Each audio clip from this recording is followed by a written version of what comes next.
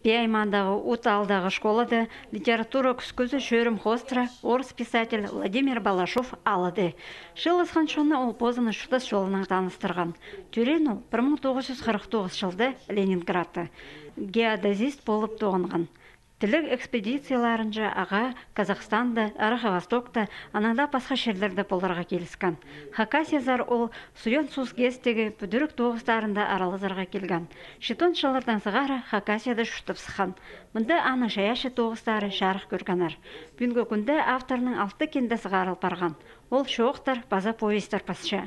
Тоғыстарының өн темазы ол Чершаян, Хакасияның тарханы.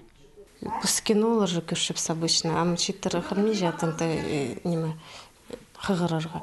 А по исследованиям, хотите, что-то попендежим. Ханыг истега познавательно. Пусты гречелер ходите пустым немыслер, тадырказлер немыс вот анзы, что вот андығы разносторонние интересные казы, что писки ту надо игры ганың, вот анзы Владимир Борисович дөк сумға сурарға қынша.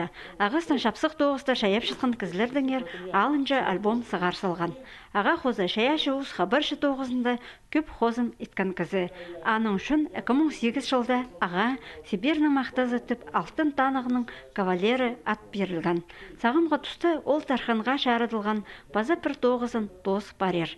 Тілік тоғыздарының айғасан кізінің сағыз көгістері тоң хакас алдағы шонға шапсық білдірген. Шапсық, пістің жерлердің ары жоқтып шол. Мұнда вот хайда гипотеза бараның, что Чингисхан пістің жердің болған. Тадара аттар көп, мұнда жоқтып шол. Биде қазақ тіліңі жоқтызы, сразу. Тадар зюске дүйе.